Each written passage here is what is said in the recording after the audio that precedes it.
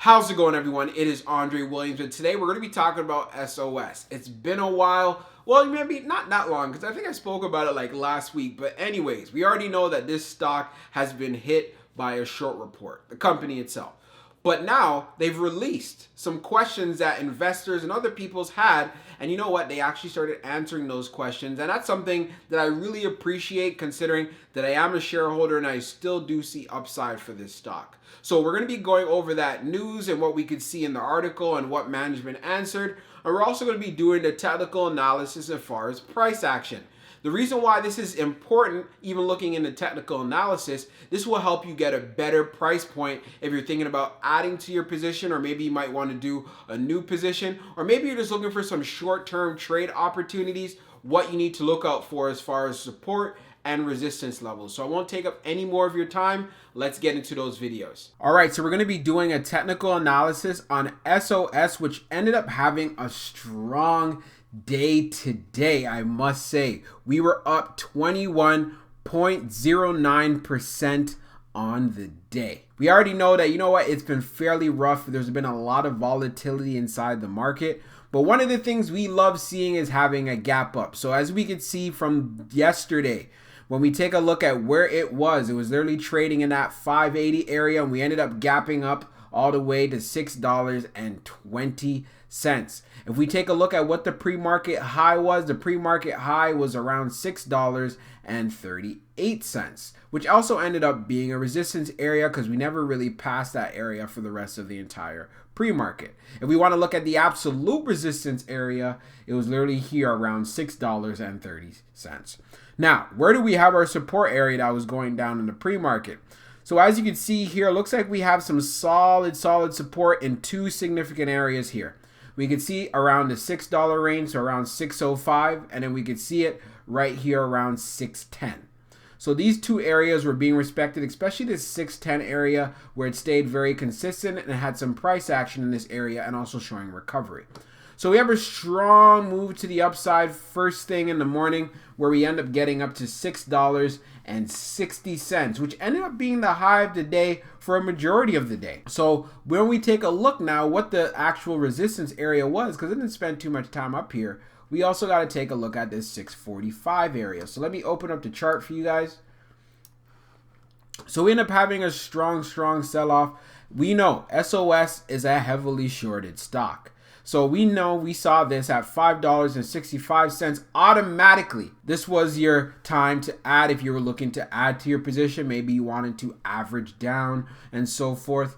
Whatever the case may be, or maybe a swing trade, you would have been good. Because if we take a look even down here at the RSI, it's around 35 and 565, that's a buy range. But let's hypothetically assume maybe, you know what, you were slow to the trigger and you're like, you know what, not too sure, or you couldn't catch that fast move. You could have gotten in easily here around the 570 and the 580 area, and you definitely could have rode up some momentum here to 620.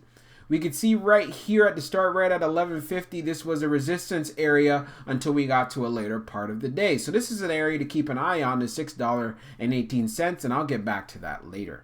So as we keep going forward, I love how we have some solid support here, as you can see, right at this $6 level. Now, right here towards, as we get to the end, right, it's 3 o'clock.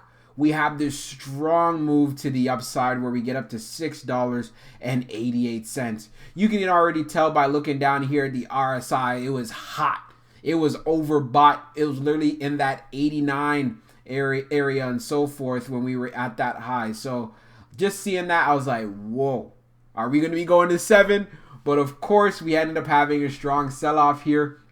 And one thing to pay attention to, from 320 and on, it looks like we were holding some support here at around $6.50. Of course, going into after hours, ended up breaking, but I'm very interested to see how this actually ends up. Right now, it's currently at $6.56 in after hours. So I'm going to tell you right now, it would be great, amazing to see SOS actually finish the after hours at above 640. If it can finish above 640 and the market remains being bullish, we're getting green and so forth, and Bitcoin just continues to be making moves to the upside, then we are looking at a nice gap up for tomorrow, and I'd love to see that gap up to get back into the 670s and the 680s and see if we could actually start visiting 10 by tomorrow, or even this week would be great as well. One of the things like I wanted to say to you guys about that 618 area that I was going to get back to, let's take a look at this. I always reiterate this to you guys, and I want you guys to understand this when I do these type of videos, is whenever this area, when you see a resistance area like this, if you want to take advantage of a momentum trade, whenever you see a prior resistance area and it gets past that area and you see an increase in volume as you see down here, that is a great place to take advantage of a short-term trade. Because psychologically, many traders are looking at this and like, whoa, it broke this over here, this resistance level. So there's a good chance you're going to have a strong move, which is what you saw right here. So this is just for anyone who's playing this thing short term and going in and out. For anyone who is able to, say, add to their positions and so forth, there's definitely going to be some moves to the upside as I'm seeing right here. Like I said, this is a very heavily shorted stock. It could take a week to 2 weeks for it to actually take off. Just know of that possibility. But at the same time, I'm still bullish regardless. So that's what I wanted to kind of show you guys quickly. And also just to kind of recap quickly, looks like we have some solid support here around 630. So I'll be looking forward to seeing it actually stay above that. But like I said, I'm really looking for SOS to finish above 640 instead. So what I wanted to go over with you guys very quickly here on Fintel, and what I was communicating, we already know that we're coming off a short report for SOS. So if we take a look at the short volume ratio, it's around 33%, which is a good area in regards to setting us up for a potential short squeeze, all right? Anything above 20 to 21% is a good candidate for a short squeeze, okay? The most recent news coming from SOS. So SOS responds to frequently asked questions from its shareholders. So this is another reason why we're able to see some movement in the stock, because we love hearing this as investors. So here we go. So SOS issued responses to frequently asked shareholder inquiries today. These responses were issued in an effort to facilitate communications with its shareholders and improve investor relations. The questions and the answers appear below. So they asked about, what is the nature of your business? We're already currently aware of that. So we're just going to skim through it very quickly by reading the first sentences.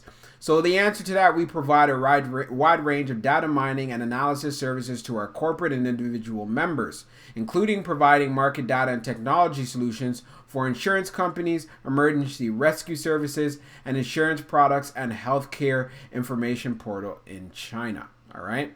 We primarily address the large unmet demand for marketing-related data for clients such as insurance companies, financial institutions, medical institutions, healthcare providers, and other service providers in the emergency rescue services industry created by SOS Cloud Emergency Rescue Service Software as a Service platform. Okay, now, what is your address? So we knew this was brought up in the short report as well. So just to kind of go over it quickly and what they're trying to say, they are pretty much in the free trade zone area of China, right? So what it does, it offers a number of government subsidized benefits and privileges to corporate residents to take immediate advantage of these benefits and privileges.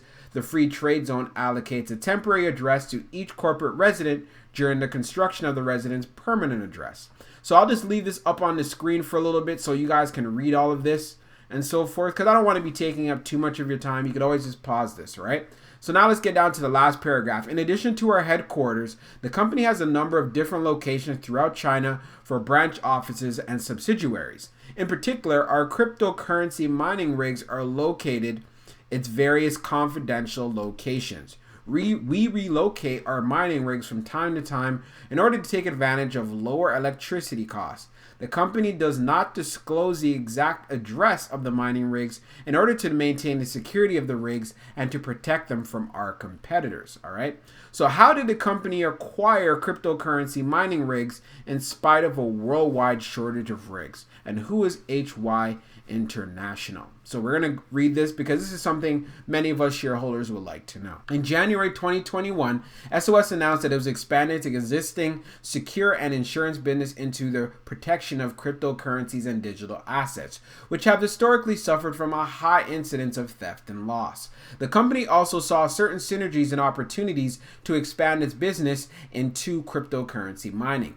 Though its industry connections and the company identified an entity in Shenzhen, China, that was offering a number of used mining rigs for sale. The company felt this was a good opportunity to accelerate the company's expansion into the crypto mining and to build capabilities that would enhance our digital security and insurance businesses. An important consideration for the seller was to preserve the confidentiality of its identity. In order to do this, the seller established HY International Group New York Inc. as its U.S. affiliate. This U.S. affiliate was a contractual counterparty who sold 15,645 used mining rigs to the company. So what is the status of these mining rigs? Another important thing we want to know. The first batch of 5,000 rigs was received on or about February 9, 2021. The second batch was of 5,000 rigs was received on or about February 24th. The third batch was 5,645 rigs expected to be delivered on about April the 15th. Although the actual delivery date is subject to a number of factors which could accelerate or delay our delivery. The company has already paid for all three batches with a small holdback that will be paid upon delivery of the third batch. The first batch of mining rigs have been put into the operation and are subject to intermittent downtime for maintenance, adjustment, and reconfiguration. What are the specifications and the models of these mining rigs? All right, so you guys can see that there. You can read that, take a screenshot very quickly.